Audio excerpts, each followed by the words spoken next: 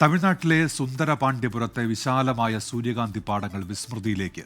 Acre കണക്കിന് പരന്നു കിടക്കുന്ന സൂര്യകാന്തി പാടങ്ങളിൽ ഇനി ചോളം വിളയും.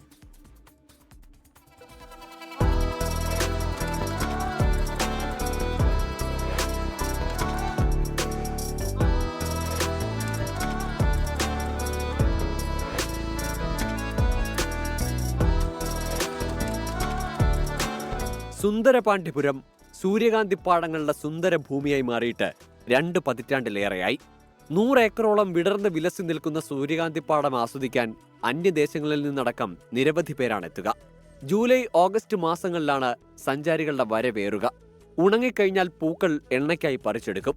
പിന്നെ ഇവിടെ മറ്റു കൃഷികളാണ്. എന്നാൽ മണ്ണിന്റെ നിലവാരം കുറഞ്ഞതോടെയാണ് സൂര്യകാന്തിപ്പാടം ചോളകൃഷിക്കായി മാറ്റാൻ കർഷകർ തീരുമാനിച്ചത്. இப்போ மண்ணுடைய வளத்தை பூரா இந்த செக் பண்ணி குடிக்கிறதுனால அப்படியே சுருங்கி இன்னைக்கு 1 ஏக்கர் 1/2 ஏக்கர் அந்த மாதிரி விவசாயம் பண்ணிட்டு இருக்காங்க. ஆனால் இந்த இதில் வந்து கல்டிவேட் பண்ணால் பெரிய அளவில் விவசாயிகளுக்கு லாபம் கிடைக்கிறது இல்லைங்கிறதும் ஒரு காரணமாக இருக்குது.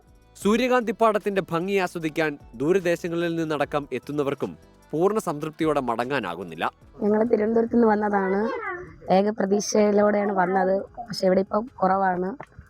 എന്നാലും കുഴപ്പമില്ല, കുട്ടികളെയും കൊണ്ട് വന്നു കണ്ടു. കഴിഞ്ഞ പ്രാവശ്യം വന്നപ്പോൾ കുറേ പൂക്കളുണ്ടായിരുന്നു. ഇപ്പം ഒരു സ്ഥലത്ത് മാത്രം പൂക്കളുള്ളൂ, ബാക്കിയുള്ള എല്ലാം ചോളമാണ്. നിലവിൽ സുന്ദരപാണ്ഡ്യപുരത്തെ 2 ഇടങ്ങളിൽ മാത്രമാണ് സൂര്യകാന്തി വിടർന്നു നിൽക്കുന്നത്. അതും 1/2 ഏക്കറിൽ മാത്രം.